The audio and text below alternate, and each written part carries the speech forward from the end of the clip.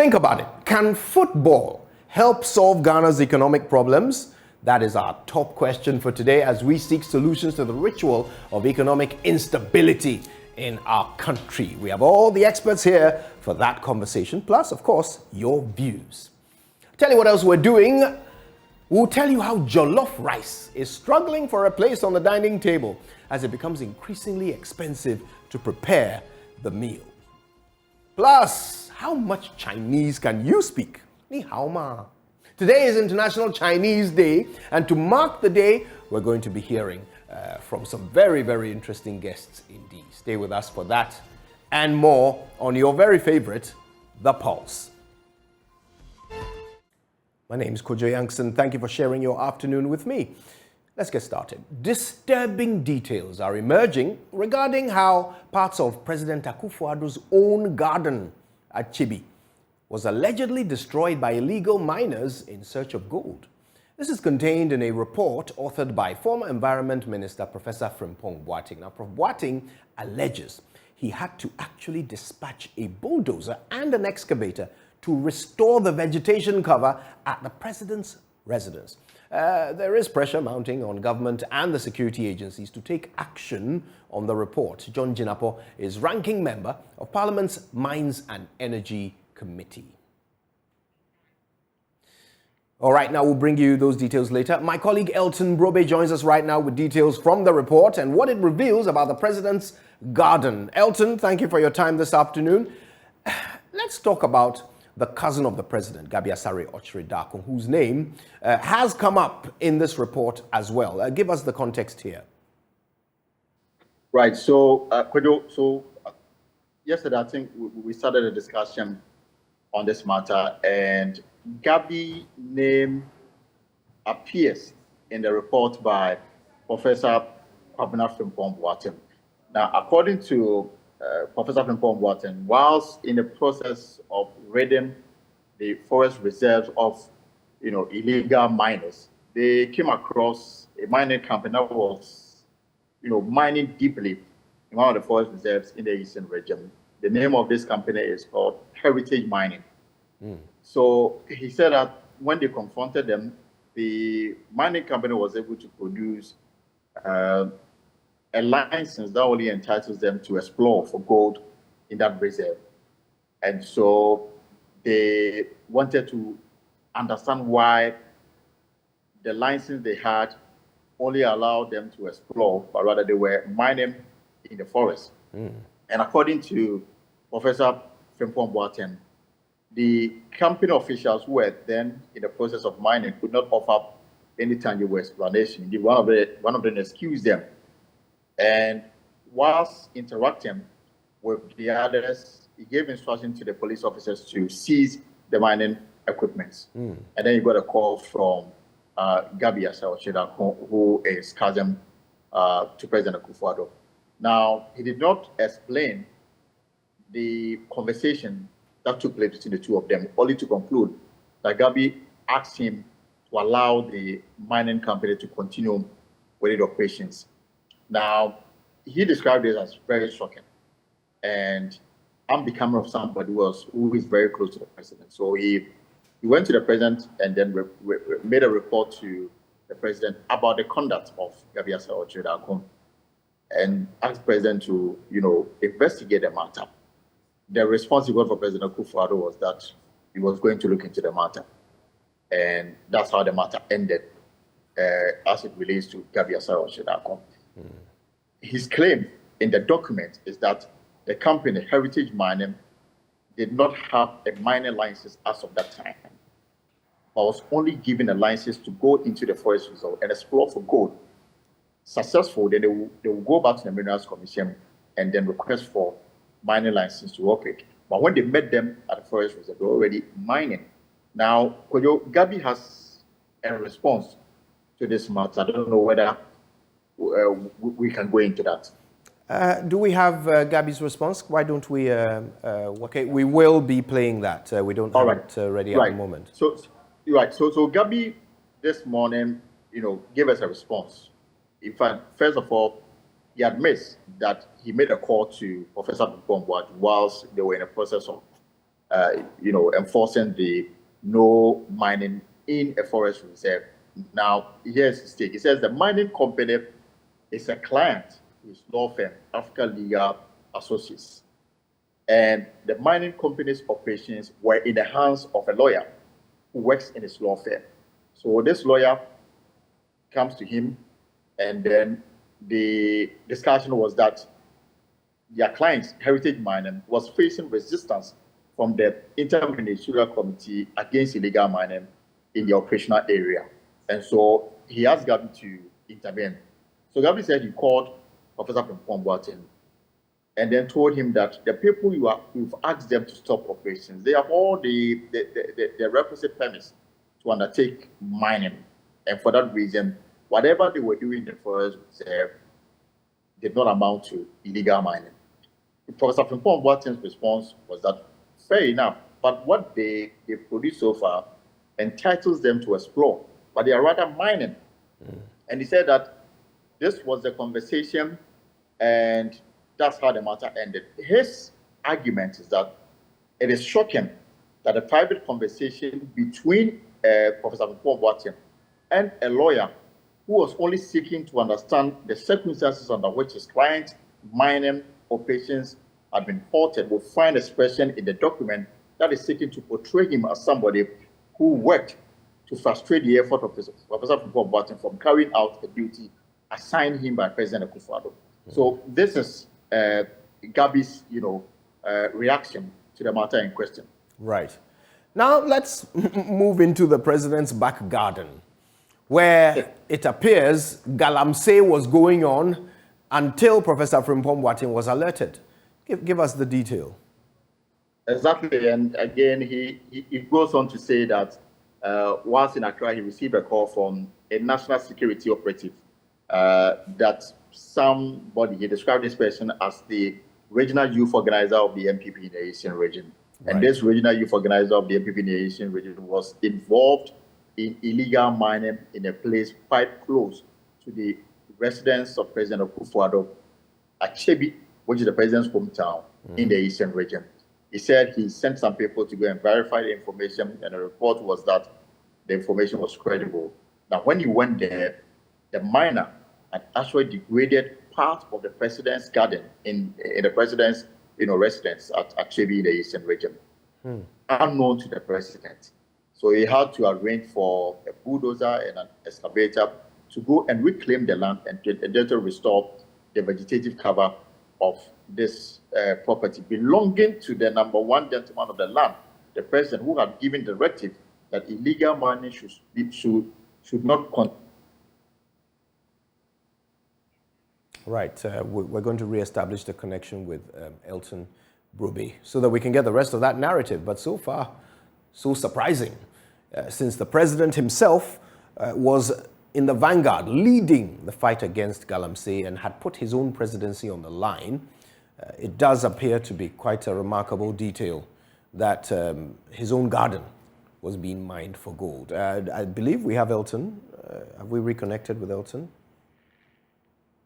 If you can hear us, Elton, and you can unmute, we'd love for you to continue that narrative.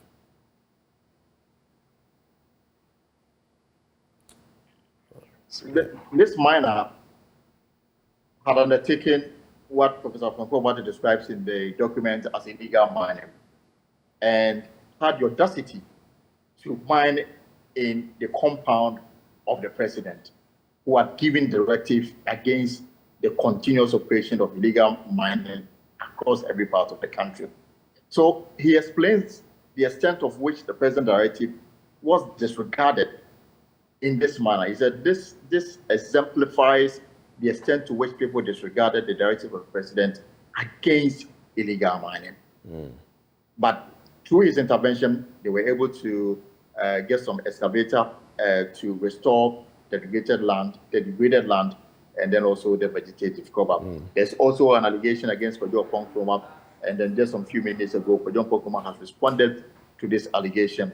I don't know whether you might want us to go into this. Let's do that. My understanding is that the report made an accusation against the information minister, suggesting that he was somehow involved in a plot to discredit Professor Frimpong Boateng. What else do we know? So the allegation is that, according to Professor Frimpong Boateng, the claim is that an unknown person called him to inform him that Kojo Yankson had held a meeting of MPP and NDC journalists on February 8, 2020 in Dodowa to discuss a strategy to bring him, Professor Frimpong Boateng, down. He suggests that this is the cause of subsequent negative media reports about him. The second allegation is that on the 13th of February 2020, Kojo Yankson started a brief to cabinet with a report on Frimpong Boateng and Mason excavators. And he creates an impression that this brief to cabinet was a deliberate and sinister act targeted at him. The third allegation is that media appearances after the 2020 elections, Kojo Yankson had mentioned that the effects of the fight against illegal mining contributed to the MPP's performance. Again, the impression created in the report is that this was a sinister attempt to blame him for the fortunes of the MPP in some mining companies. Now, Kojo Yankson has a detailed account. He says these constitute a summary of the allegations against him. And he says that question about how he handled the fight against illegal mining in Galamsey and calls to substantiate his claims that Jubilee House officials are involved in Galamsey operations. These allegations against my person do not answer the question being asked of him. At best, they are red herrings aimed at drawing my name in the mud. He says, to these allegations against me, I hereby respond as follows. He admits that there was a meeting in February 2020. He said, I was invited to go to address to PRIMPAC. PRIMPAC is Newspaper Printers Association of Ghana, and jointly organized with the Bank of Ghana on financial reporting. This event was no secret. It was widely promoted on media platforms and my personal social media handles as well, and provide evidence to the effect that he posted about the event subsequently. He said, as customary, I was received by the organizers. And then how the ministers mapped this event into a secret strategy conclave with his downfall as the objective is completely beyond my imagination. The participants from Bank of Ghana, PRIMPA will be shocked and saddened to read this claim of such an otherwise highly held man. And he said there was a question. Indeed, the facts are that Professor Boateng himself wrote to the Ghana Police Service in 2020 reporting the loss of some excavators and calling for an investigation. It was Professor Boateng himself who, in subsequent media interviews, mentioned that the number of excavators missed was about 500.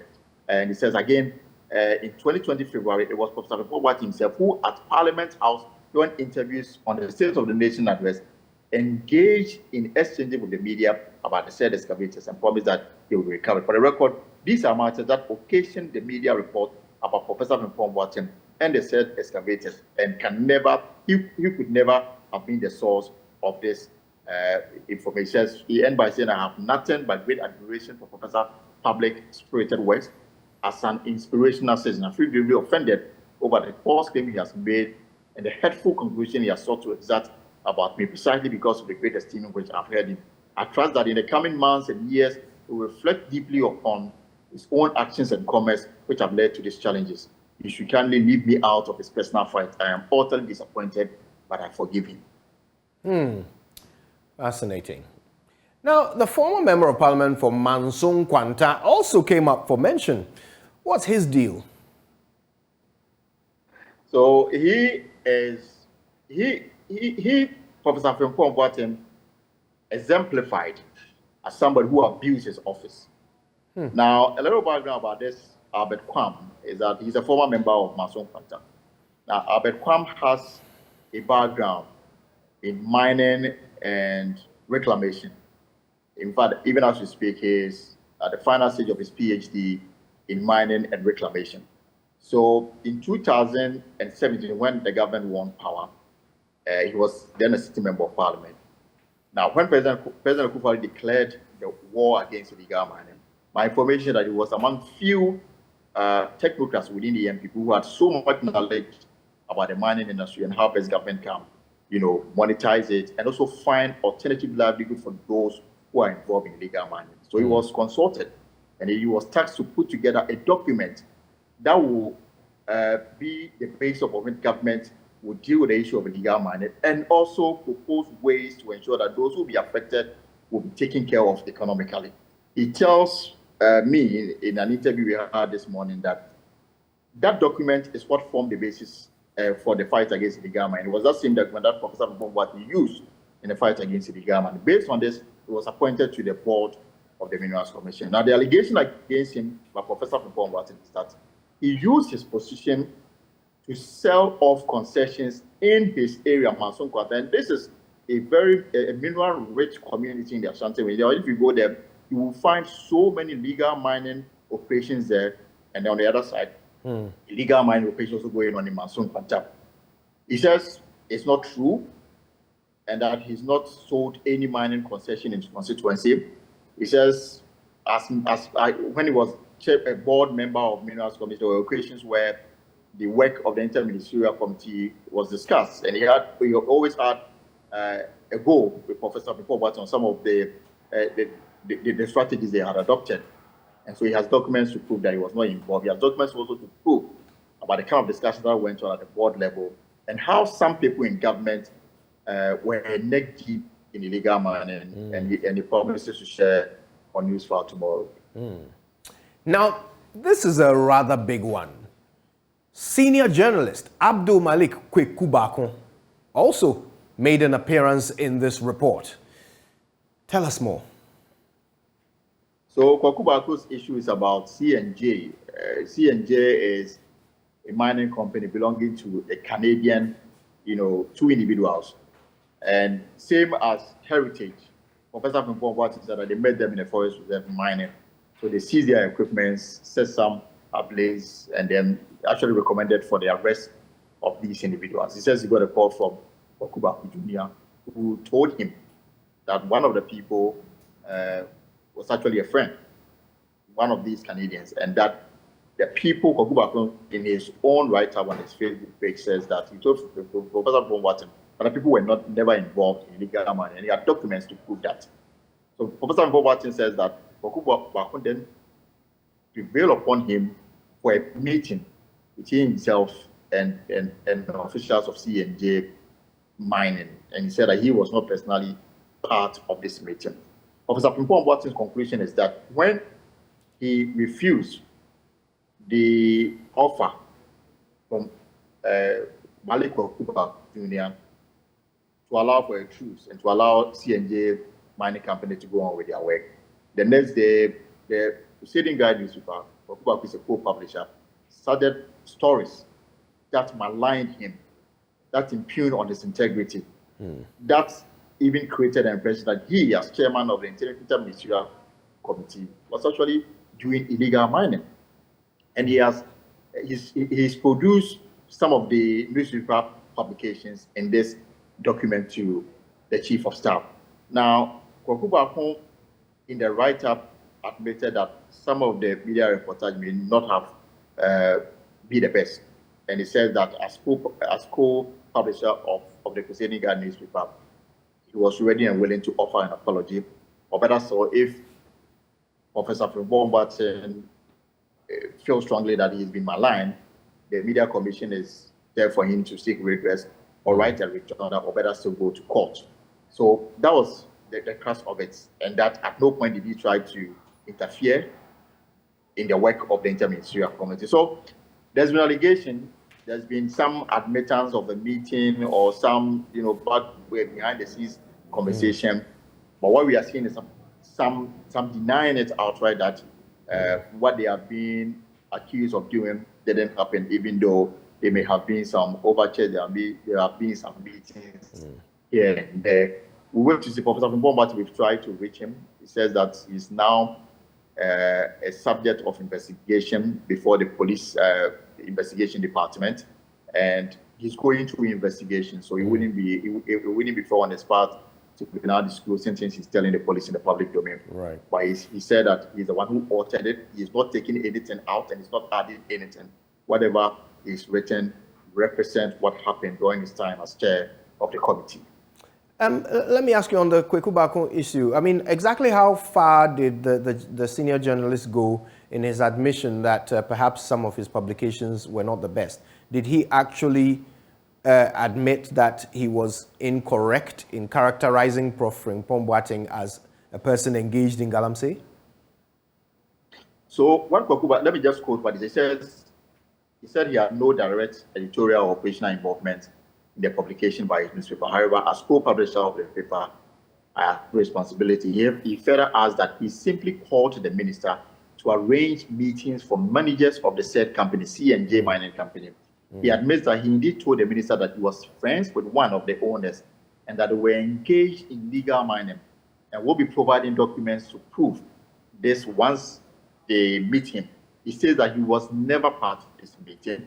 He only reached out to the minister because of relationship he has with one of the miners. And so it's unclear whether that telephone call was to get the minister off the back of C&J Mining Company Limited, or to get the minister to look the other way, or to tell the minister that the people are not doing galamsey, they are doing legal mining, and these are the past, and that you, chairman, you are wrong in pursuing them. These are questions that perhaps will require some answers on the part of Professor Fukwomboate and indeed on the part of Kwaku Jr. The contents of this conversation, whether it was to get him off the case or to say that the people have the requisite documents to allow them to work. And I'm sure there are so many questions you will allow to ask. Undoubtedly. And I've got to say, I mean, the topic on which most of the questions revolve is the president's garden. I mean, what have we learned? This house that is owned by the president in Chibi, is it unoccupied?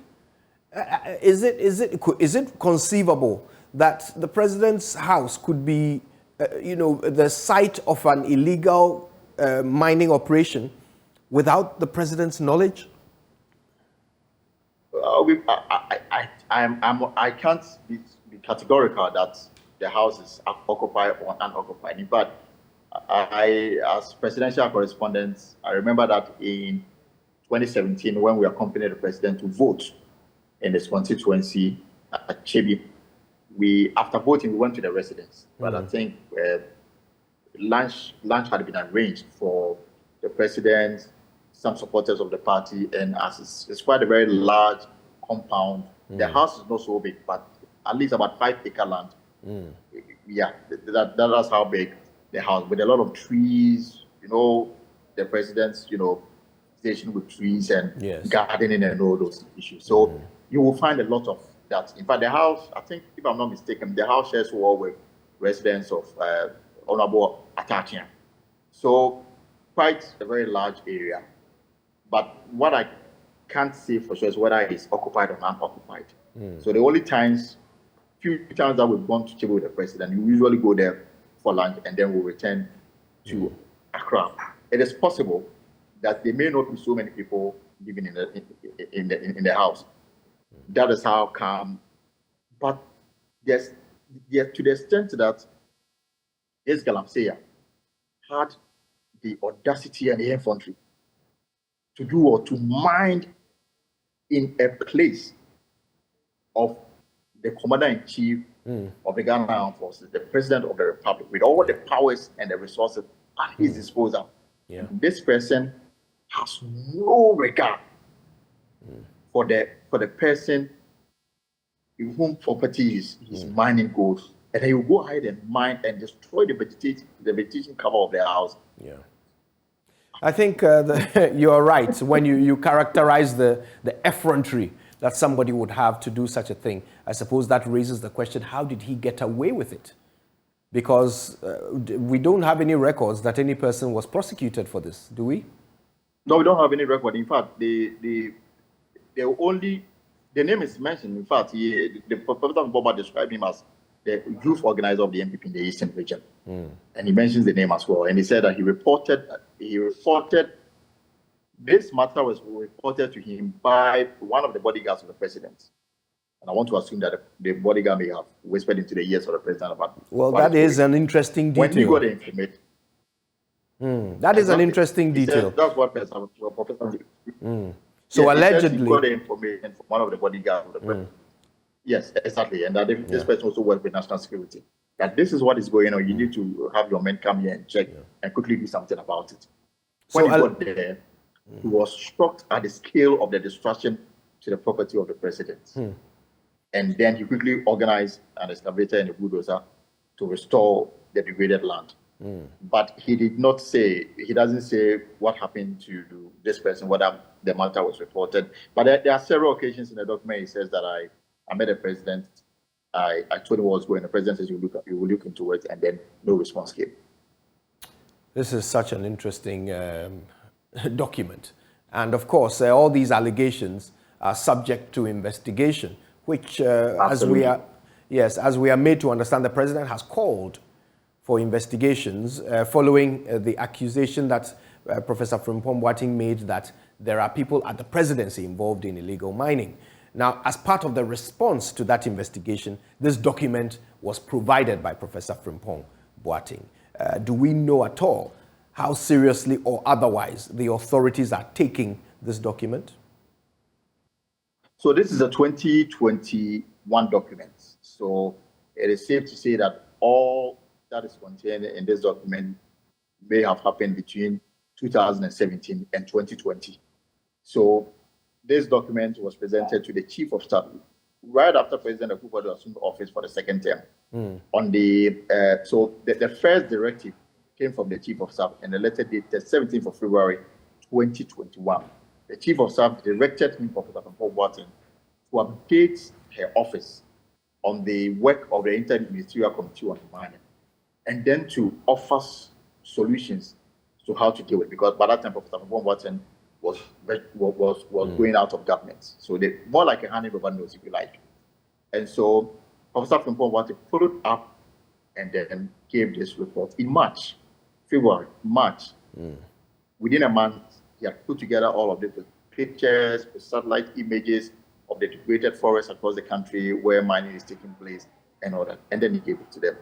2021, 2022, and 2023. He says that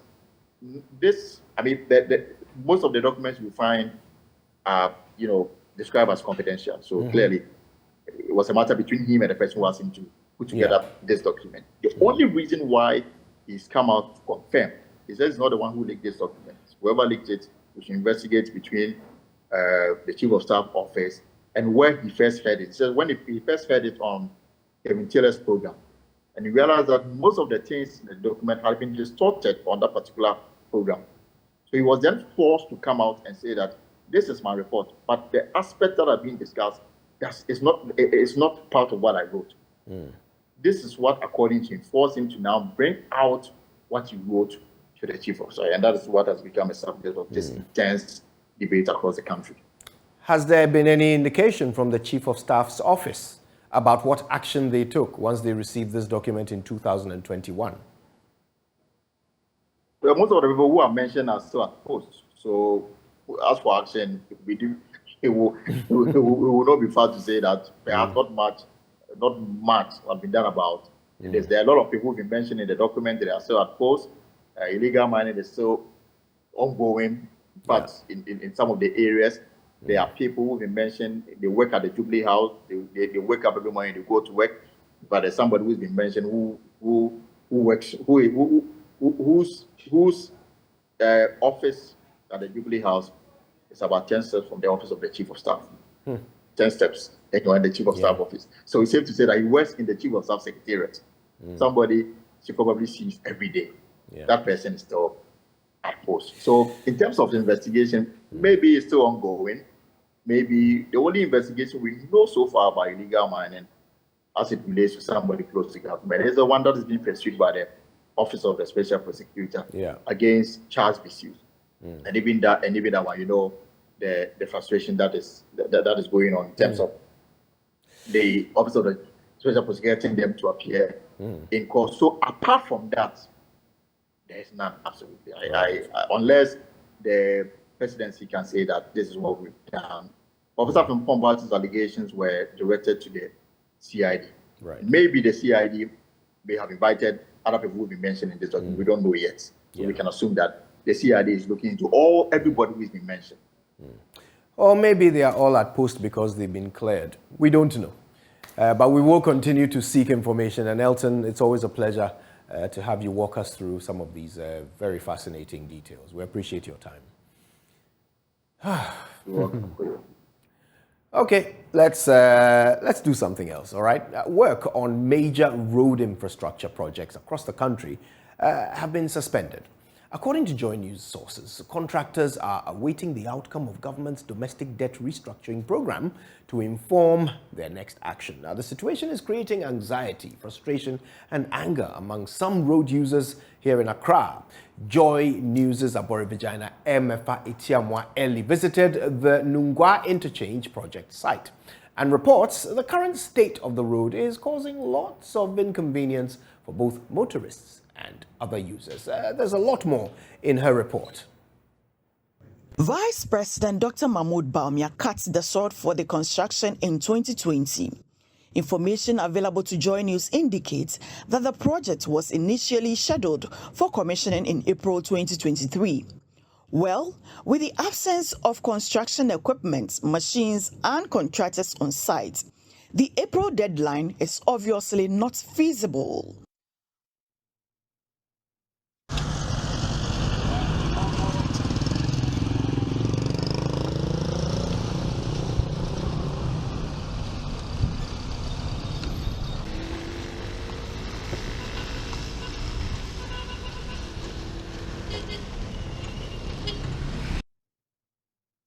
Our next stop on the stretch of road under construction is the Kantamanto Bridge. Here, some appreciable amount of work has been done on the outbound lane. The bridge is half complete. In spite of work done, commuters don't seem to be enjoying the drive at this point. Until the 17th of April 2023, this side of the road was a dual carriage, but early morning rains on Monday, 17th of April, caused a portion of the bridge to be eroded. This is a bridge under construction. This area is referred to as the Kantamanto Junction. It's not too far from the Raviko Hotel. Traffic from both ends of the stretch can be very chaotic when you get to this bridge here. The erosion has rendered the road from a dual lane to a one lane, and it's a lot of inconvenience for road users. And Rockra too, and a big good quan so a better for my baby omo. As I know, and so to see a car beyond combat. Traffic is here, Rafi, the same time, yes, and on my boy, on my boy. Oh, contractors and almost about 2 months because maybe a mechanical hire, me shop hire. Inti Omombano night, ye near or free. And ye be so much hard than almost money finish. No sicker. No money. Into Namas is out there and Yakra quantity.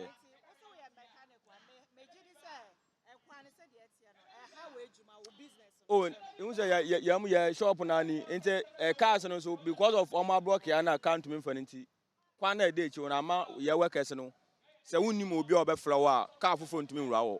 Am I your business uncle? Into whether yes or more, or you had a car man or honey demu, at least car bet me riot shop. Frequent or move frequent more than 2 months and almost frequent until her cast and cassa. The cast and Timmy Cocoana block bridge in there, what down on them. Bridge no one side up and almost close until this a car train, the car in a car, the office see or what train, I'm aware seen on. The MCU, Joshua Botte, told the news team, having heard about the havoc the rain caused to the road, he mobilized a site inspection and got the area cordoned off to avert any casualty. What I saw, not to look the technical, I'm not a technical man, but you see, when they were doing the bridge, it happened to the Peshi lagoon area. Normally they close up so that the flow of water will be very slow so that they can do the concrete on the floor under the bridge and then put boulders, that is stones and then some wire mesh so that it protects the bridge. That is what they do. But unfortunately for them, they are halfway through their job and then the rains came in. So the volume of water that was coming from upstream of the Brekese Lagoon and the one coming from the Newset area was huge. So I think it's found its way onto the road. So onto the road, it has to force also to go under the bridge, and that is what really happened. So that is what happened. It's not that something intentional, but in road construction, some of these minute or some of these minor things happen. What is important is for us to fix it as early as possible so that pedestrians and the motorists can really enjoy the free flow of the traffic so that they can go about their normal duties.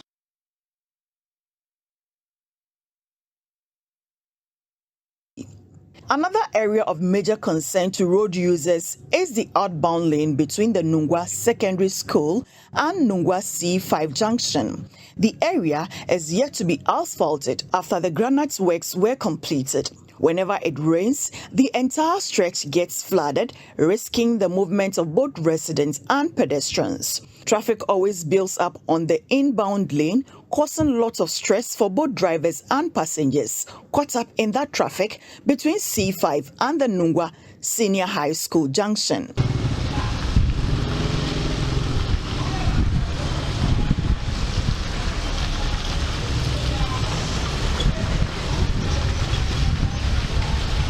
The story is not different at the A-Life Junction Bridge and the stretch between the Teshi Total, formerly Teshi Mobile, and Teshi La Scala. Apart from the inbound lane, the outbound lane between these areas are still yet to be asphalted. Until the contractors packed out of sight in the last couple of months, most people were hopeful. Regardless of timelines, work was certainly to be completed soon. But since they are no longer on site, anxieties among users remain high, with lots of assumptions as to the cause of the stalling of construction. The MCE has been allaying fears and appealing for restraint. He is certain the road will be commissioned by the end of this year. Let me really appreciate the patience of motorists and then the residents. In fact, they've been patient for all this while. If I ever since this sword was cut for the construction of this road, there hasn't been any accident. There hasn't been any minor accident. There are no traffic lights. There are no policemen on the roads to direct, but they have anytime they are getting to the junction, they know they have to slow down. And so everything is fine. I really appreciate those who use this road, how they are patient and how they have given us time to really fix this road and then make it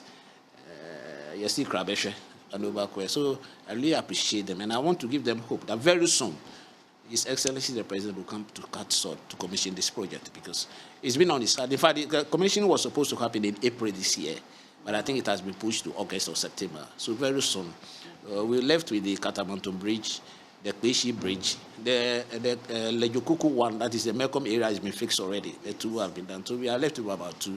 From Osu to the Independent Arc, it's all about the road. You don't have a lot of bridges that has to be fixed. So very soon, I think it will be commissioned by His Excellency the President. So how soon are the contractors returning to site?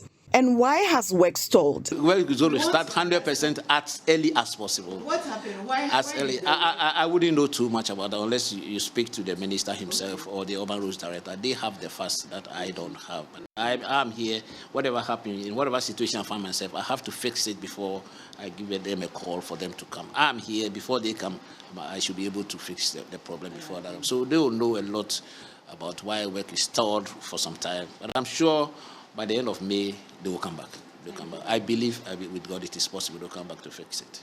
Well, JoyNews checks at the Urban Roads Department indicate that contractors are waiting the outcome of government's domestic debt restructuring program to inform their next line of action. Until that time, when government is able to gather enough funds to enable the contractors go back to work, users of this stretch might have to wait a bit longer. My name is Amafa Ewenam Atiamwa Eli for JoyNews, Accra.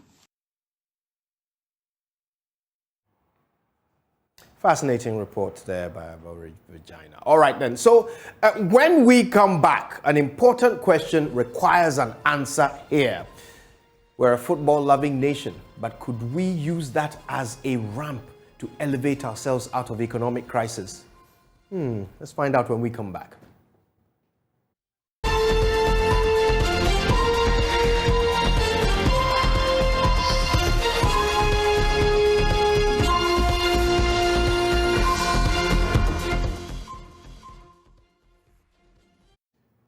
Welcome back. Now, look, it's our national distraction, our national pastime, our national passion.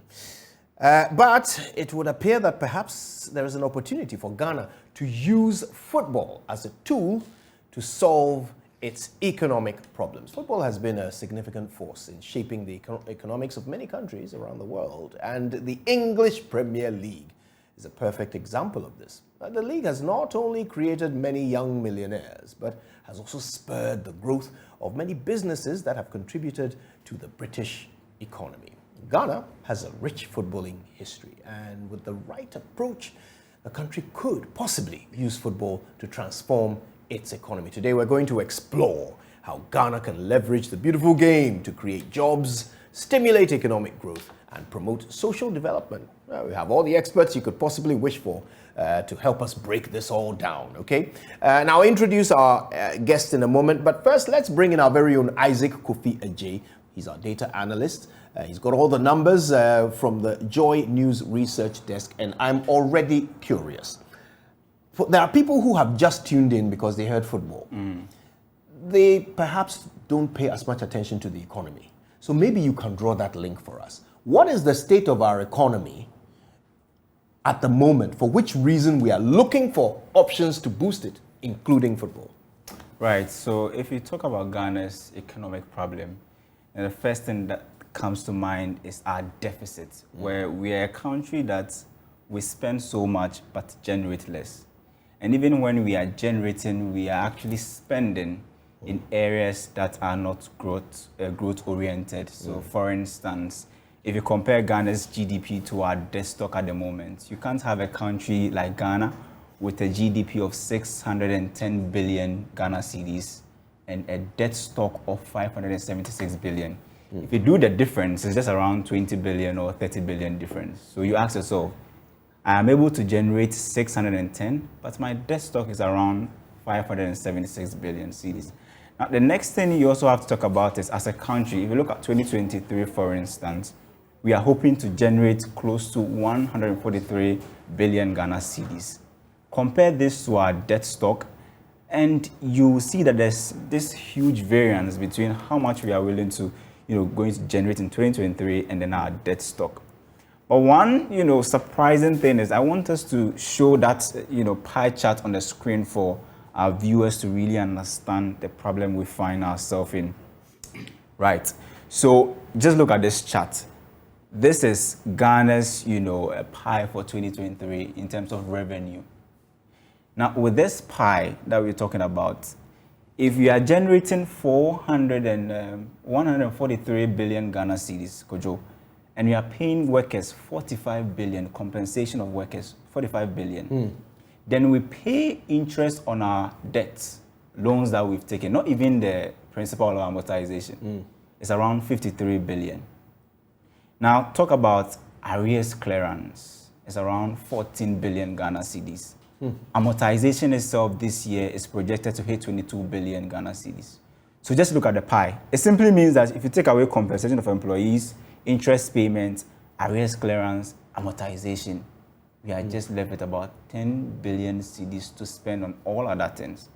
Now, trust me, free SHS alone is taking about 2 billion or 2.5 billion from the coffers. How much is left to do roads? Like the Nungwa roads you just played, how much is there to do such roads? So we always find ourselves in the, the Eurobond market, wherever to borrow. So day in and day out, every year, Ghana needs about $4 billion to shore up its budget. Without that, we find ourselves in a very, very precarious situation where we have nowhere to go. For instance, this year, we are thrown out of the Eurobond market. The $3 billion we usually get to shore up the budget, we no longer have it.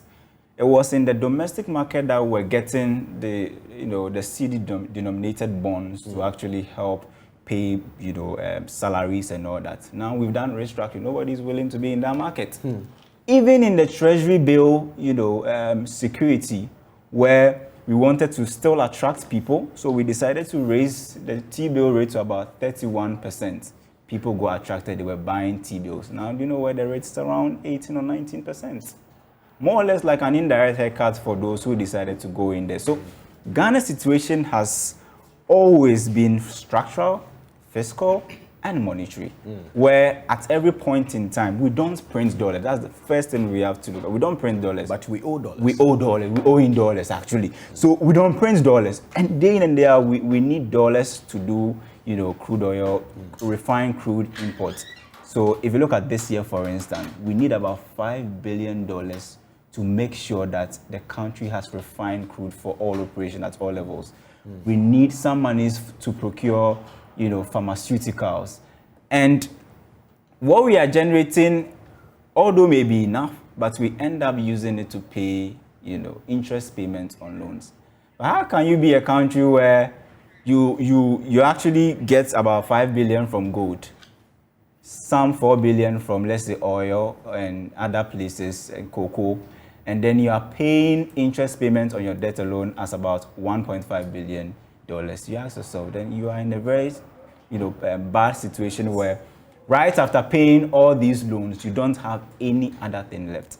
But it looks as if we've been, focusing on this commodity market situation where we focus on cocoa, we focus on, gold and oil, but there are other places where we probably can look at as a country to actually, get the foreign liquidity or the foreign exchange that we want. Tourism is one of them, and sports is one of the areas that we need to look at. Entertainment and music. The streaming industry is booming. Is Ghana taking advantage of it? Ghana, we love sports. We are able to export so many players to, different leagues. Are we getting the best out of these players? Are we really getting the foreign exchange that we need as a country? Maybe when we progress, I'll show you a very beautiful chart where Nigeria, in terms of remittances, how much they are getting as a country versus how much we are also getting as a country. So that's the link there. We've been dependent on commodity. It's not helping. This is a time where we need to look at areas like tourism, sports, and entertainment. All right. Well, let's start looking at it. First of all, what do we know about how much money is in football? I think this is the perfect time to introduce other guests, and it's very exciting. We've got here from the Joy Sports team, Daniel Koranting is here with us in the studio. Good to see you, Daniel. Good to see you, Kojo. All right, and we're joined via Zoom by the BBC's George Adu Jr. Yes, we still lay claim to him, but we have to add BBC now when we call his name. George, it's good to have you. Been a while. How are you doing? I'm good, Kojo. It's good to join you guys here, and always a son of multimedia. Nothing changes, so you can keep the tag as well. You'd better be. We also have Jerome Ochery joining us. Jerome is a football writer. Until recently, he was the editor of the Kotoko Express. Jerome, great to see you. Thank you for your time. Yeah, good afternoon to everyone, and hi, George. Hey, Jerome. Nice to see you. Yeah. Okay, listen. Let's start getting to the bottom of it.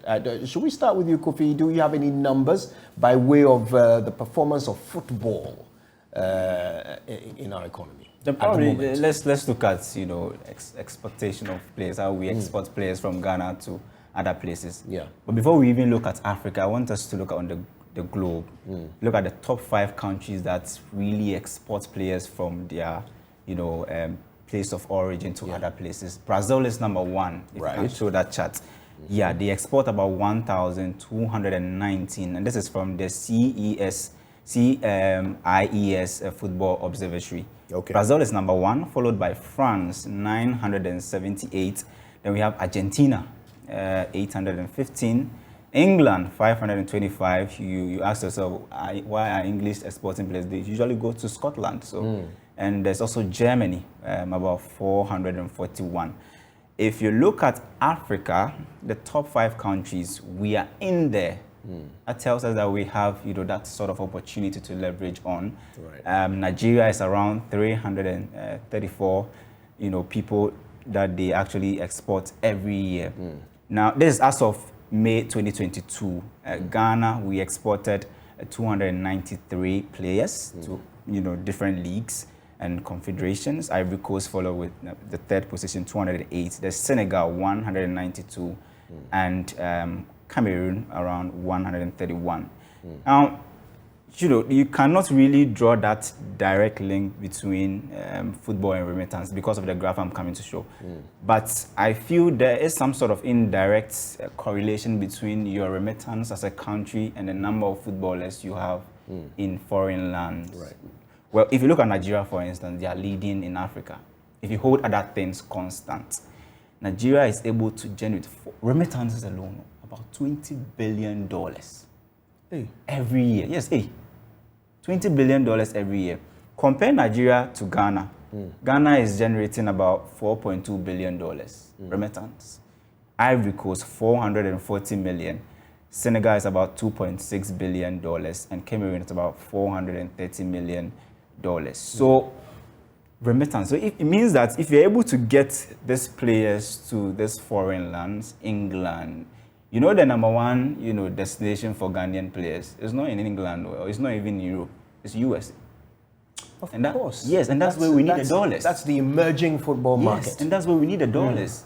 So if you're able to capitalize on this, I feel that it will go a long way to help our economy. The economy that needs a dollar every day to breathe. We also need football to help come in place to help. Fascinating stuff. Thank you for that, Kofi. I want George and Daniel, I'm sure you will allow me to extend hospitality to Jerome by going to him first. Jerome, we're mad about the sport in this country. But making money from it has not really been the big characteristic of our passion. If indeed we are able to send or export more players, talk to me about how, as an economy, that would have a positive impact. I think we first have to find out from the FA whether the remittances we are speaking of, your data analyst is pointing to, rubs on them in any way. If it doesn't rub on them anyway, if it does not even touch anything about our tax issues or government's finance issues, then I'm telling you that the monies we are talking about are going into private pockets, going directly into private pockets. And I do not see how Ghana as a state or as a country can benefit if we don't have any means of tracking these monies and directing whatever must come to the state coffers or even the football association's coffers the way they should. I think the problem here for us is that a lot of these things are not documented in any way. I am very happy to see these statistics your data researcher is putting out, but I am very doubtful if you go to the Football Association, they can give you the kind of figures you guys are churning out, the amounts involved, and whether or not they've been able to track what they are deserving of. Because I know that if players are transferred from Ghana to any part of the world, certain amount of money or some quota of the transfer amount involved must come to the Football Association. There have been instances where some of the people involved have not paid those amounts they must pay to the Football Association. And that in itself is a problem. So these things may look good on paper. I mean, they may look very nice talking about them in the media, but you go on the ground and you find out that we don't have any means of tracking these transfers and the monies that come out of them. And I think that is an area we must look at.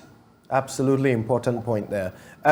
George, let me ask you, what is our reporting telling us about the earning power of these players once they go into these foreign markets, like the US, which is an emerging market? When they go there, what kind of figures are we talking about by way of weekly or monthly earnings? For which reason we're hopeful that we ought to be sending more?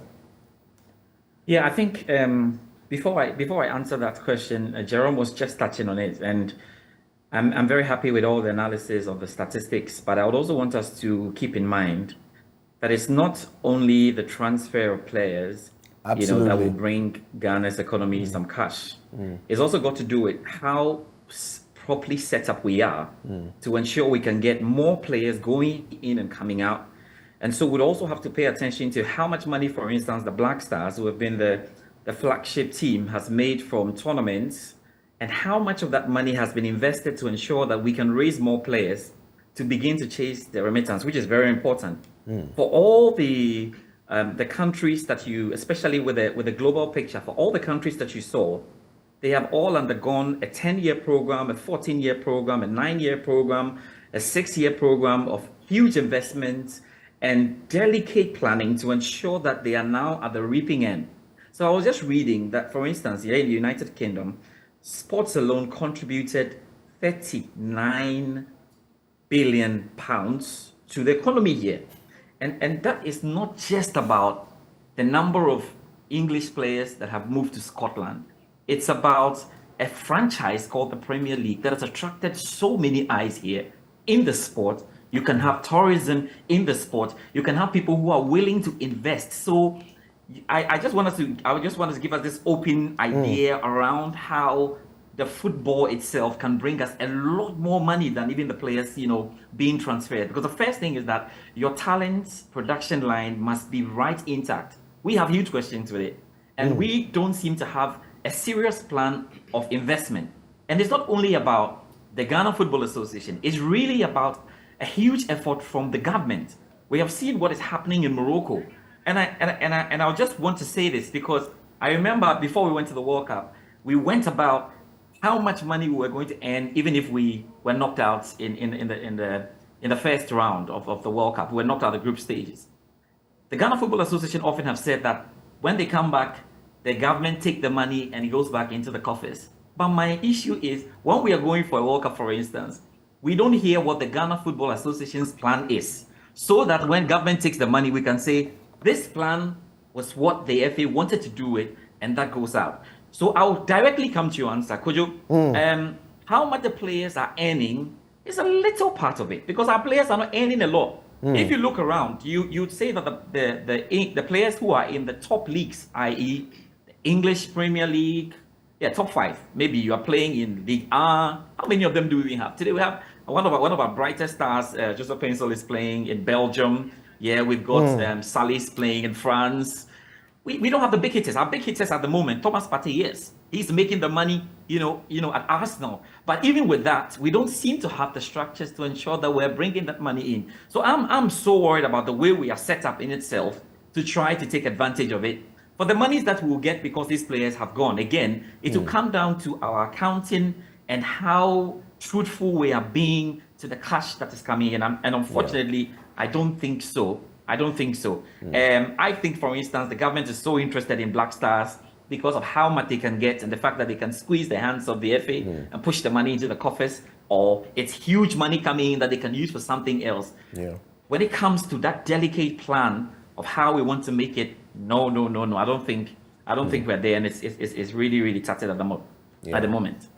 Daniel, I want to bring you in at this point because, look, there are so many facets to this. It's not just about how much money can be remitted by players who are posted abroad, but it's about the whole ecosystem, okay? People have to go and watch matches. There has to be advertising. There has to be streaming. There have to be so many sources of it, including tourism, all of these things feeding in and out of each other in order for the economy to benefit. Talk to me. I mean, we're not a rich country. Exactly how much does the average Ghanaian football lover spend on his love? And are there ideas of how we can get people to spend more in order to generate that growth in our economy? Fact is that the interest is there, and football is loved by Ghanaians. It's a fact. You can see it when the Black Stars are playing, when the whole country comes to a standstill just to watch the Black Stars, the amount of money that is pumped into the Black Stars. So the interest is there. And the knowledge of the power of football in transforming the economy is also there. Because if you see the amount of government attention on the Black Stars, be it the World Cup, be it AFCONs, they know that there's an opportunity to make money. But it is how do we broaden this thing and take it away from the Black Stars and make it a football thing? And that's where the problem is. If you look at the Premier League, their highest, what generates them the most amount of cash that they do is their TV rights deal before match tickets come into play. So football is moving past just buying tickets and going to the stadium. Football is it's linked to entertainment, so people can sit at home and use it as an opportunity to satisfy their leisure time. And that's where we need to start looking. By looking at that also, you also need to understand that we are in a world that is a digital world now. You are not just competing with various African leagues, or you're also competing with the global leagues. So I can sit in my house on a Saturday at 3 p.m. and have the opportunity or luxury to choose whether I watch a Chelsea versus Liverpool game. At the same time, Hearts and Kotoko are playing. So that is where we've reached. And if you look at the things that the top African countries in terms of football are doing, they've been able to brand their leagues separately and make it a thriving enterprise where football fans, in as much as they are attracted to the foreign leagues, also have a very close relationship with their local clubs and want to follow them and want to watch. So if you go to South Africa, there's a very keen following. In fact, if you look at the numbers in South Africa, the amount of TV viewership that the Soweto Derby carries, that is Kaizer Chiefs versus Orlando Pirates, is actually more than some of the biggest Premier League ties. So fact is, if Kaizer Chiefs and Orlando Pirates are playing at 3 p.m. on a Saturday, and Man United and Chelsea are also playing at 3 p.m. on a Saturday, you have more people watching the Kaizer Chiefs and Orlando Pirates game. And it is something that we can manifest in our game. But can we? Yes, we can. I believe we can, because it's basically about quality. And we have to go up. You see, when you're going to market anything, the thing must be of a certain standard. So the quality must be there. We need to go back, look at our grassroots level in football, improve. Even when it comes to transferring players out, there's a reason why we don't get as much money from transferring players. Our players don't attract as much salary levels as other places, because the quality that we are sending out is not of a certain standard. It's not of that standard. So what they are going to do is like we are taking a raw material and they still have work to do. So of course you are not going to pay them the same amount of money as a country that has invested into grassroots. So if we're able to do that, it's a whole broad conversation. We're able to properly fix the football at the grassroots level. Make sure that you get players who are of a certain quality. Start attracting transfer fees that befit the quality of the players. It all comes back because it's a direct link. A foreign team is buying a Ghanaian player, a player who is born and produced by the Ghanaian system, and the money is coming back to the Ghanaian club, which will continue to circulate. So that is one aspect of the argument. Another one is also creating the product. That is the Ghana Premier League, the Division 1, the Women's League. Make it as attractive as possible to the point that people will be torn between the Ghana Premier League product and then the other foreign leagues, because whether you like it or not, as I said, it's a competition. Now think back to 2 seasons ago when that was straight the first season after the COVID, the normalization whole saga, and the Ghana Premier League was back. So that was the first complete season we had in 3 years. There was interest. If you look at the numbers in terms of stadium attendance, that Hearts and Kotoko game churned out, you could clearly see that the hunger was there. These were the 2 biggest teams in the country for the first time in I think 11 years who were directly battling for the league title. So we have football lovers in the country. Of course, they command majority of the football fans in the country. Hearts Kotoko are gunning for the title. There's a direct link there. And then when that game was sort of a decider, it was like 2 or 3 games to the end of the season, was happening, we saw tons of people thrown to the stadium. It was very similar to what we saw in the Ghana versus Nigeria game. So the fact is, even club football, if we properly brand it and we properly market it, it can start generating the similar numbers that the Black Stars are doing. It's just about where our priorities lie. 2 key words I've picked up from everything you've said: brand and market. It appears that those are the verbs that will move this from a conversation into reality. Brand and market. We'll come back and talk more about these with all of you. But first, we hit the streets because football is a game of the masses. So we asked Ghanaians to tell us whether they thought football could be what kickstarts our economy. Let's hear some of their responses. Yes, we have some things, the tournament we call Munchenji and Coast and this thing. That is where we can get players who can play the first division, this thing, where we can produce players. So if they go back and check, they are all mistakes when they are done already. I thought Ghana football would be great. England, born no kwa nimu no. And say England aban no e di sika share one Premier League nimu. Wahu. Or di sika share Premier League nimu. Into timi kasemu.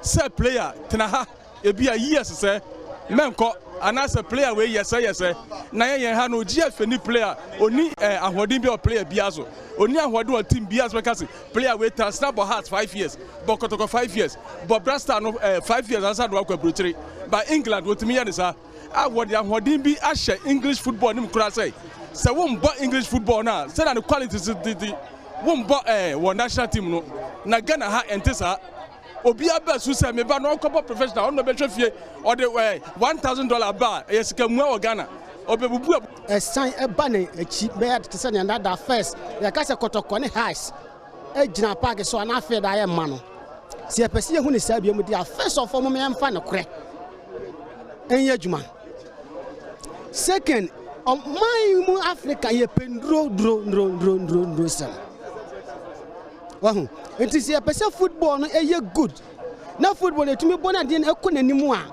mo maye ma no kra na de obi wo no ma onimade ne bona nso sign brab oh we say dia obetumi atua bia mfa se bia be 3000 nti ese ono de ya fa no na bi onim bo no woni sika ne bi ba wodum so ogina feed ne so a oye obode no ba essence sika oye dai oni binti no oye dai. In Ghana here we don't engage ourselves much more in our local language, in our local matches. But when we look at how the foreigners organize their football and their games, you see, it is more interested than ours because we don't organize our games well here as all. Yeah. Fascinating ideas there. All right, listen, let's talk some more. Let's try and figure out how to make this thing a reality. Because, well, from the theory, it can be done. Jerome, I want to come back to you. And I mean, bear in mind what you've heard people say as well. Let's now look at the two words, marketing and branding. First of all, does Ghana have that capacity to market and brand football the way South Africa does it, the way England does it, to the point, to that fever pitch where people actually make a date to sit down in front of their televisions and watch the beautiful game? You know, I'm just fascinated by what people on the street are saying. I mean, I get the impression that those of us who call ourselves pundits of the game don't even know anything because everything they said there make a lot of sense. See, George started this conversation very well. I didn't want to start it from that point, but George made a fantastic point. And I think the answer to your question can be placed in George's argument that, look, we have to start at the policy level. George was talking about Morocco. He was talking about what other countries have done over the span of 5, 6, 7, 10 years, and today are reaping the benefits of it. So whether it's branding, whether it's marketing, we have to come back to the basics. What is the policy guideline for sports development in Ghana? As we speak, there's none. In fact, to be very fair to the government, the current Ministry of Youth and Sports have been working very hard to get the sports policy passed, or is it the sports bill passed? And I have been privileged to see the document. I've seen some of the things that have been put in there. If we are going to pass that policy and commit to what we have put in the policy, you see, we have very fine laws and very fine policies, but it comes down to whether or not we are ready to be doers of the word, be committed to what we've written on paper. So I'm saying that if we can pass the sports policy, from what I have seen, it covers everything from governance to marketing to branding to everything, infrastructure, everything in there. We are going to commit ourselves to working with the policy. Then we can look forward to getting some something out of it. Because those countries that we are citing as very good examples here did not start doing things from the tops of their heads. They have.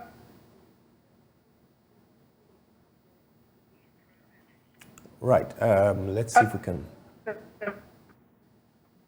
Yeah, forgive us. We're going to clean up that connection to Jerome and hear the rest of his submission. Very interesting point he's making there, that perhaps it all starts with what we put on paper, the policy, which should contain plans for everything, including branding and marketing. And while we're working to reconnect with Jerome and George, Daniel, let me ask you, how are we failing? If we already know what needs to be done, at what point as a nation are we failing in even getting started with something as basic as a policy? I think it's just down to priorities. Because I don't want to think, and by basis of the Black Stars example I gave, I know that the knowledge is there. The knowledge of the ability of football to transform this is there. It's just about priority and whether we want to sit down and invest what we need to invest and have the patience to wait for it to reach the reaping period. And that is where I feel like we don't necessarily have, it's not a continuous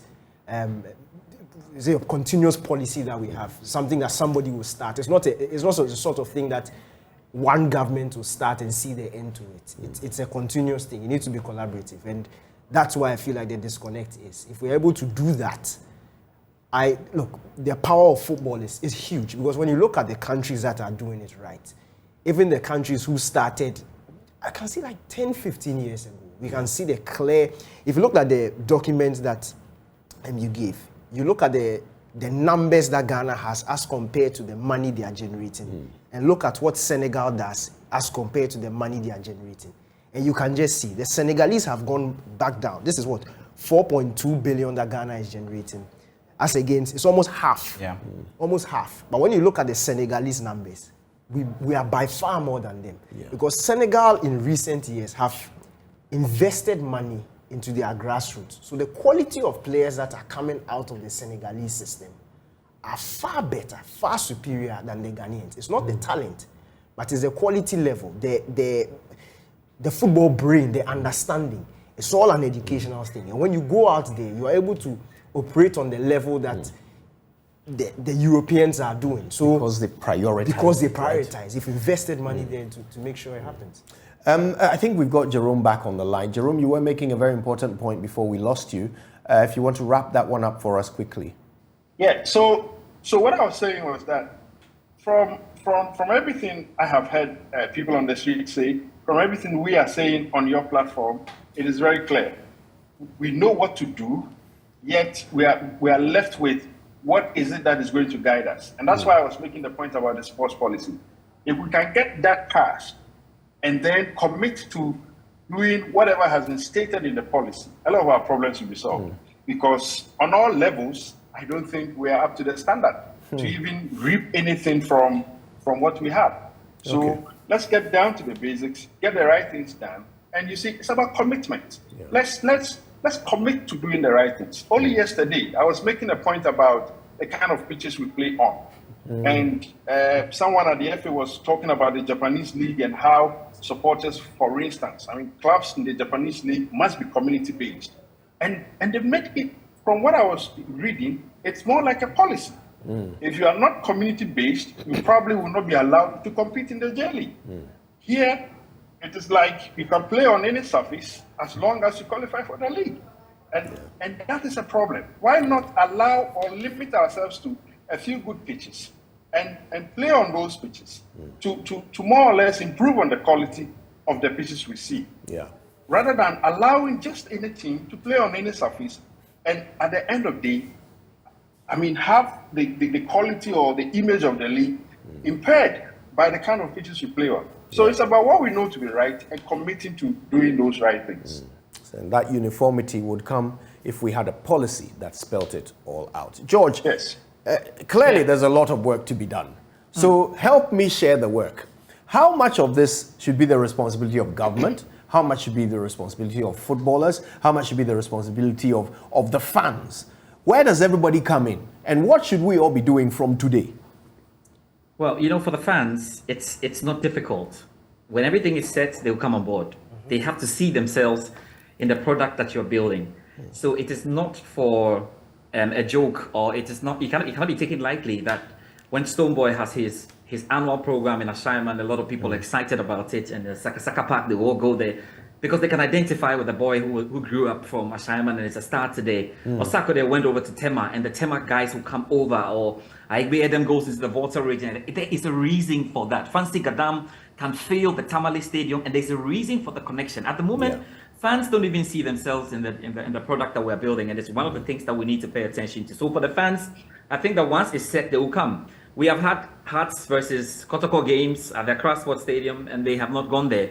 We have had Ghana versus Nigeria games in Kumasi, and they flooded the place, and it's absolutely full. So when you get the things right, they will come in. Now, the Ghana Football Association, for me, must come up with a policy. And the policy, there are lots of them sitting on their desks, from the Normalization Committee to the Commission of Inquiry report from 2014, everything that we need to do to get our football right. And a lot of guys have sat down to put their heads together, and it's just lying on the desks. The Ghana Football Association must carry that to the government. And for the government, they must begin to see sports as a proper tool for development. And when they begin to see sports as a proper tool for development, it will show in the way they react or the kind of decisions they take respect to sports. We have often seen how decisions are made about who should be a sports minister versus who should be a finance minister.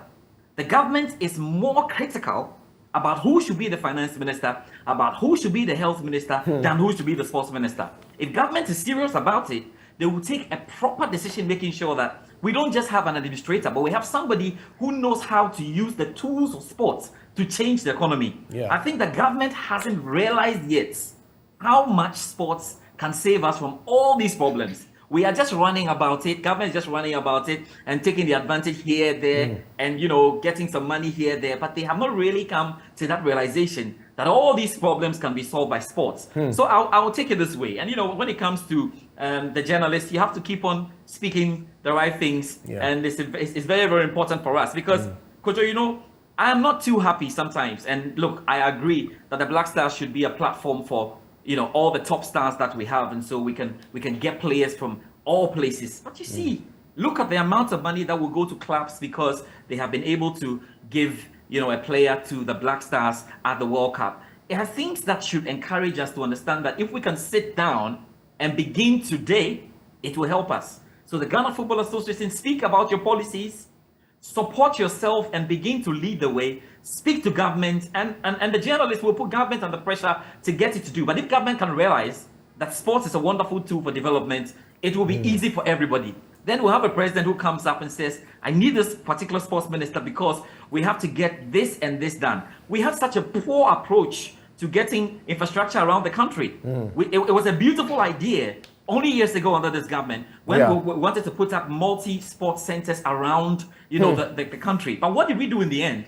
These multi-sport centers are isolated from the very societies that are supposed to use it. We should have been smart in having a multi-sport facility that could have students. I mean, to have school in there, to have it at the heart of the society where people can go and not only school, but get to grow in the sport and hone their talents. What we are having at the moment now is members of parliament deciding to take these facilities to their own areas so that when it's time for voting or time for elections, they can say, I did this for the community, so vote for me. And there are places where we know great football is being played, but they don't have these policies. So it comes down, Kojo, for me, to government. Government, I'll give government 60%. They have to believe that sports is the way to go.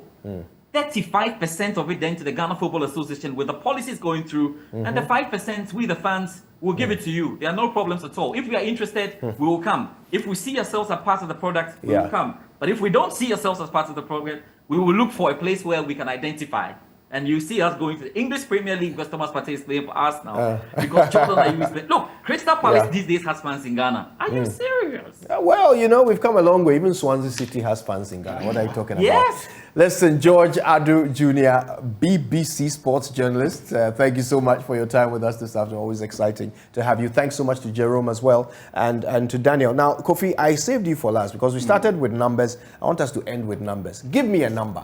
What should be football's target of contribution to the GDP per year?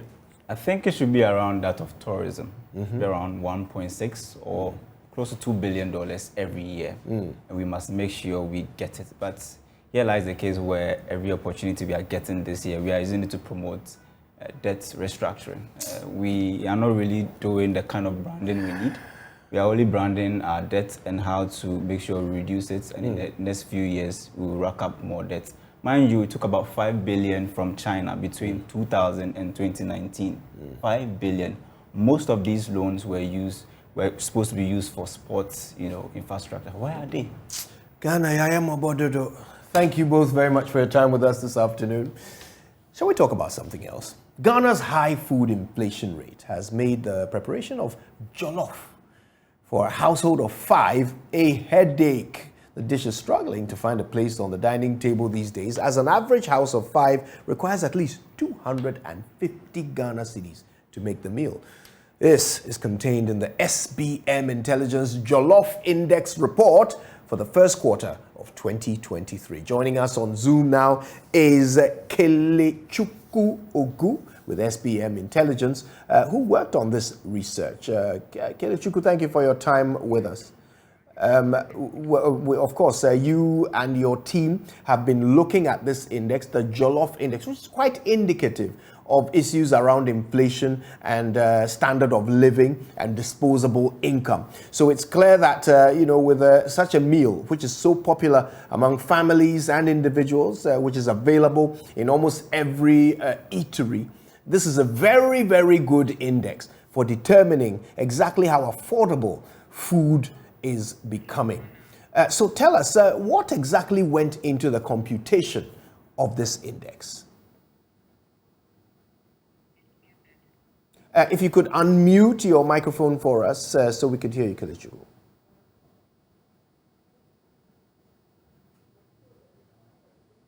Hi. There you go. We can hear you clearly now. Please go ahead. Yeah. Okay, so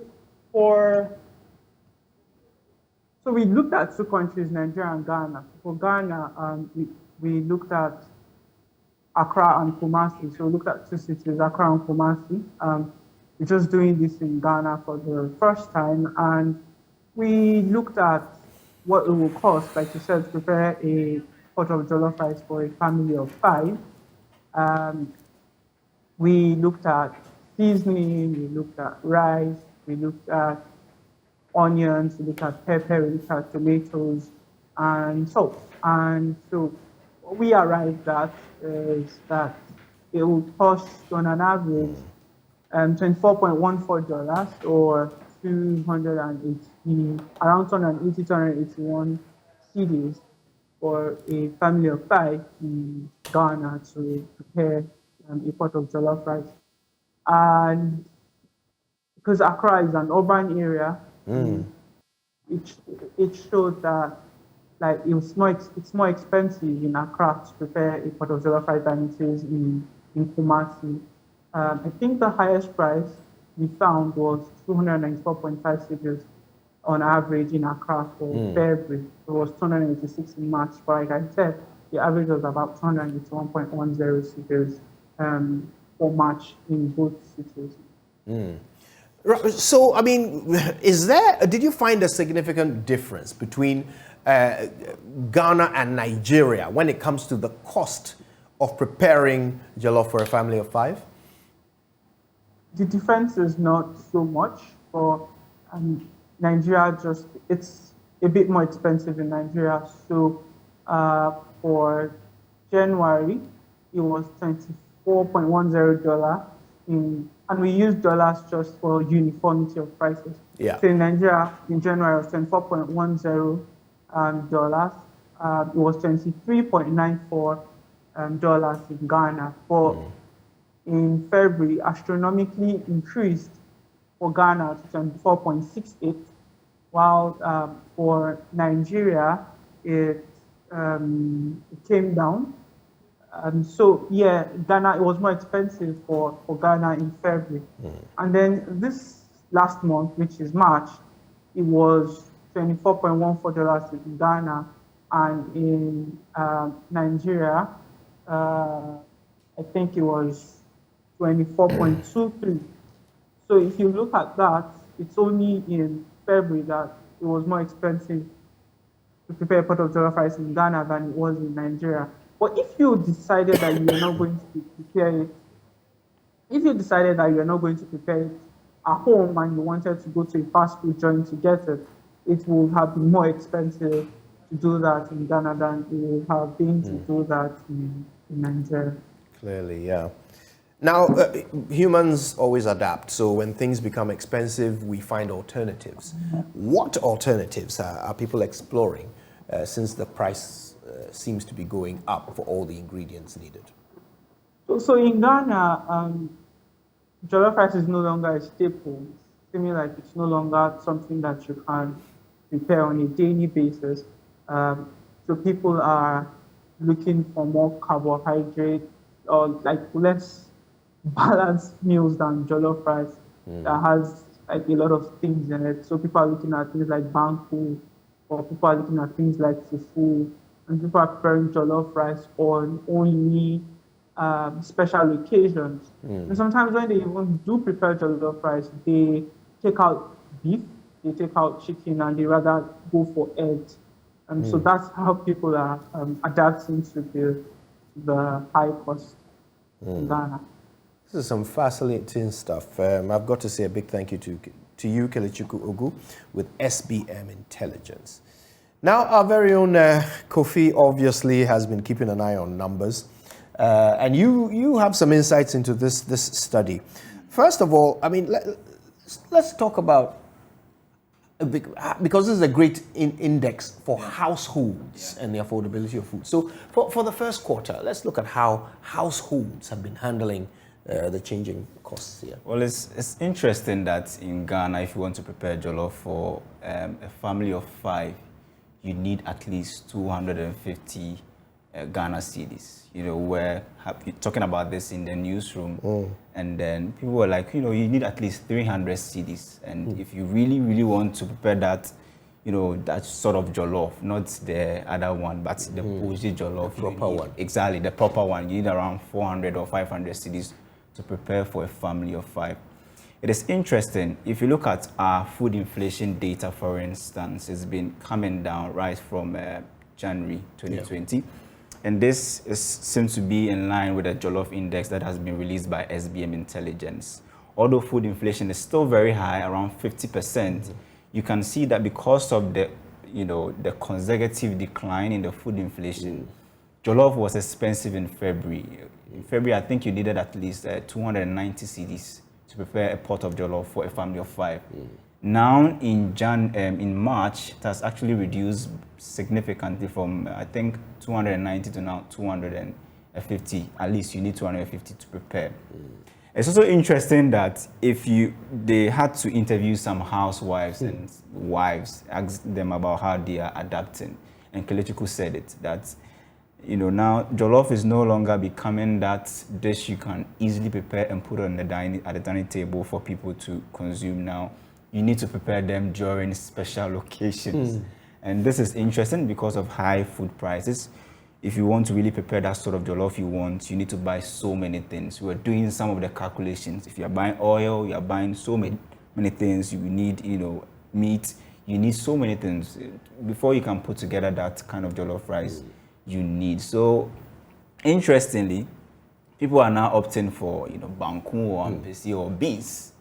Even beans is becoming expensive now. You can't actually also use fufu as an alternative because it's equally expensive. Yeah. So it's interesting how housewives and, you know, our mothers and you know, people are, actually going around this whole jollof index. It's a very interesting index. Yeah. I'm hoping to see how it will pan out maybe in the second quarter of the year. Yeah. But I like the way it seems to be following the same trend as food inflation. Yeah. So it means there is some real credibility to this index. Absolutely. Now, the part that is of interest to me, the Ghana versus Niger part of this thing. So you've been looking at some comparative figures, right? What are you seeing? So just like Kelechuku said, if you are not preparing the jollof and you want to go out and buy, they actually sampled and some of the prices from fast food joints that you can find in Ghana and also find in Nigeria. Right. And obviously because we use different currencies, the baseline currency has to be dollar. So in Ghana or in Nigeria, if you want just jollof rice without anything, chicken or whatever, you need at least $1.29. Okay. In Ghana, you need 1.6. So it's expensive in Ghana than in Nigeria if you just want jollof rice. Right. Now, if you want jollof rice with a piece of grilled chicken, Nigeria, you need $1.94. In Ghana, you need $4 and some few cents. Yes. As soon as the chicken comes in.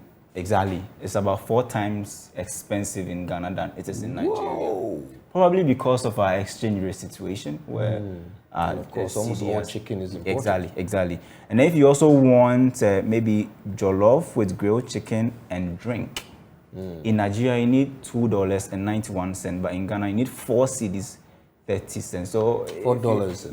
If you compare the prices in terms of dollars, if you want to buy outside, it's relatively expensive in Ghana probably than it is in Nigeria. I knew we would beat them.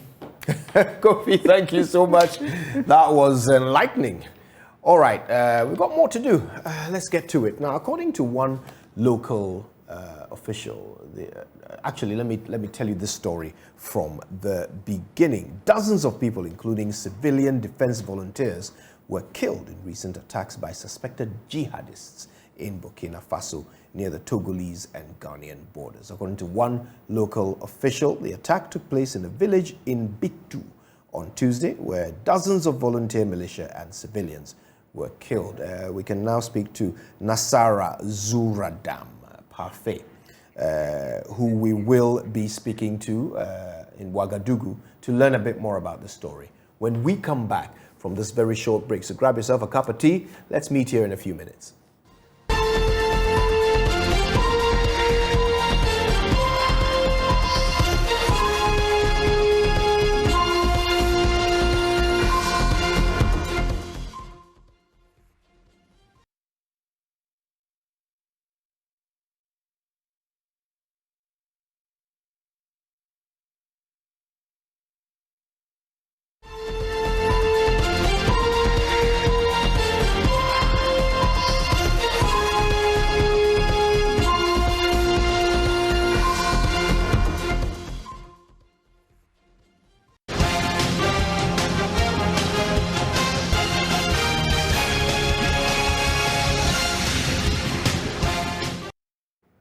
You're welcome back, and we are indeed your election headquarters. Former Trade and Industry Minister Alan Kojo Yankson is promising jobs for the people of the Central Region if he is to win the bid to become the presidential candidate for the New Patriotic Party. Now, according to him, the country's current challenges require the provision of jobs through the aggressive pursuit of industrial revolution.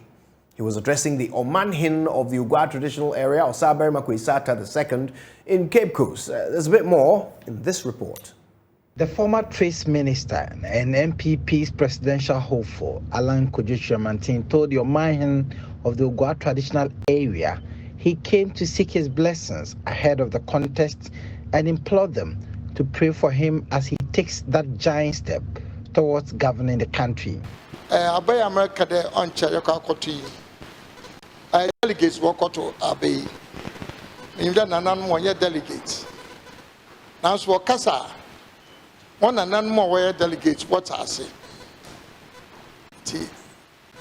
My strong there. I know Nananum are not delegates, but I beseech you to intervene for me by talking to your subjects ahead of the impending delegates' elections. All that I seek from you is to talk to them that after the presidency of Nana Akufo-Addo, I'm the next in line.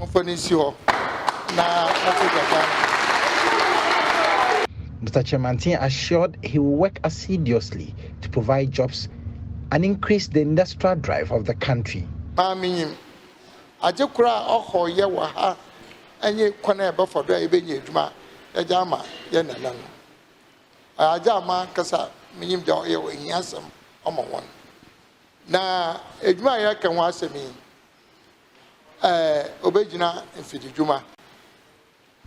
I know very well that one of the troubles of this country is to get jobs for them. I know one of the things you worry about is to get industries. And also small and medium scale enterprises are what we need to give you and the people of Cape Coast. I believe that in the near future, if I become the president, I will come again and fulfill what I have promised you. What's the idea of you? Say, Yami Adom, na say, Yami Otun Supogu, where I show you that. More than me, Bia, me peja, Guamano. I Yamin Adma, may now Guamos.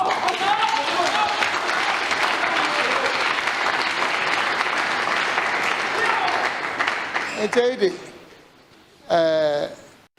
man, come on, crazy. Me jidi there on child say dem share ye kan wasemi say e de gwekom na say onyam na adom na mamehwe no on pay na busua no what time each na say oye ya mbesana bibio. The Mahin of the Ogwa traditional area, Sabre Makwesiata, thanked Mr. Chemantin for coming to the palace and seeking their blessing. He promised that the people of Cape Coast will support him as he goes into the context.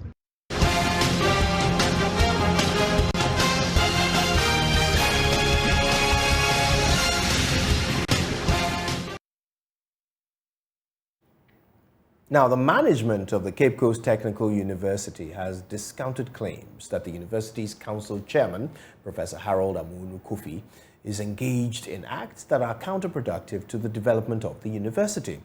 A group of concerned alumni of the university called on the president to remove the council chair from his position, but the university at a news conference has been fighting off such claims. Uriah Tete addressed the news conference. The preamble. On Wednesday, April 12, 2023, some people who describe themselves as concerned members of Cape Coast Technical University alumni organized a press conference to verify the hard-won reputation of the chairman of council in particular and the university council as a whole.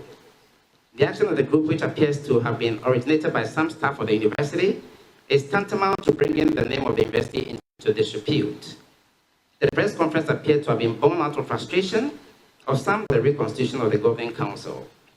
The group has since defied all legitimate directives from the governing council and resorted to the use of friends, past students, and subordinates to malign and vilify the integrity and reputation of the chairman of council and other members of council. In response to the allegations leveled against the chairman of council in particular and the governing council, we, the internal members of council, comment as follows. So we're going to actually tackle the matters they raised one after the other. The first was the allegation of unilateral decision by council chairman. The allegation that the council chairman have kicked unilaterally against decisions to speed up development and progress of the university is unfounded and palpable falsehood. Per Section 5 of the Technical Universities Act 922/2016, Section 5, the University Council is a corporate body made up of 19 members, and therefore, the chairman of council does not take decisions so moto. Besides, records available indicates that the University Council chaired by Reverend Professor H.S. Amunu Kofi, referred to in paragraph 1 of the press conference statement, has never kicked against any legitimate attempt to speed up development and progress of the university. The governing council never rejected the agreement to start the project in the first place. The bone of contention was on the protection of the interests of the university and government of Ghana at large. The Ministries of Education and Finance shared the same view with the council and therefore raised various comments on the need to review the terms of the project. A quick overview of some of the unfavorable clauses in the terms rejected by council are as follows. 1, it was BOOT, build, own, operate, and transfer. But but the University Council wanted it revised to build, operate, and transfer BOT. 2, the developers were to own and operate the hostel for 45 years. The council wanted the duration reviewed to a shorter period. For the first 15 years, the university was not going to receive any financial benefits, and council disagreed. For the first 25 years, the university was legally bound to ensure that the hostel is filled to capacity and that any shortfall in occupancy was to be paid for by the university. The arrangement was not tenable in the view of council and the Ministry of Education.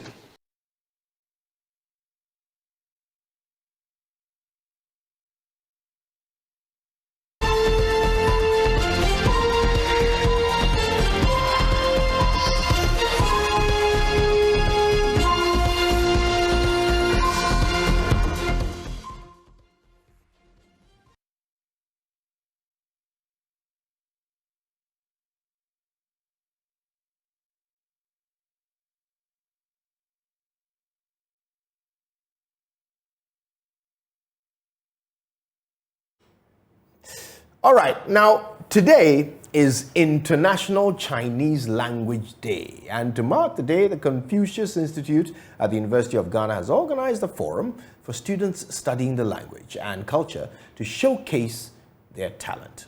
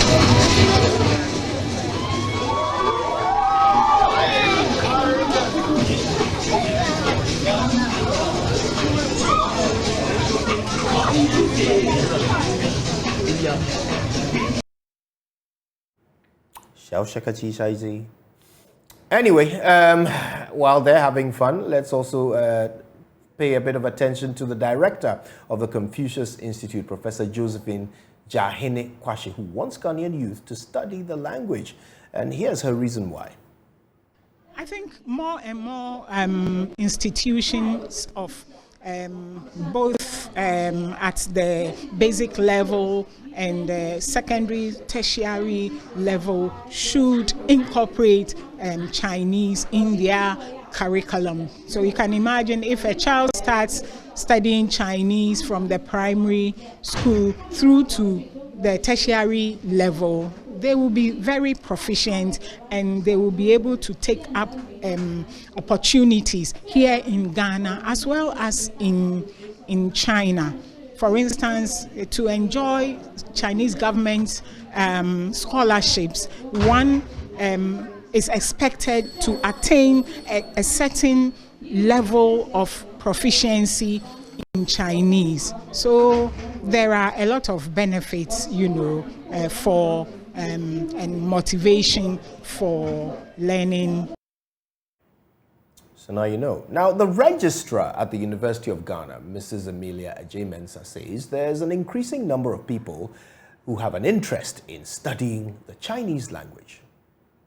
I said in my opening remarks, right now we have more than 1,000 students at the undergraduate level taking Chinese as part of their programs, and it's becoming very fast one of the most sought after combinations, that is subject combinations that have Chinese, because I believe that the students realize the importance of learning languages, and Chinese especially, in addition to the other things that they are doing. the world is becoming much smaller due to technology, linkages, and so on. So once you have a language, and especially something like Chinese, to add to whatever other subjects you have, I believe that our students are realizing that such combinations could take you really very far and benefit you as you leave the university and enter into the world of work, as the world becomes smaller and we are linking up more and more.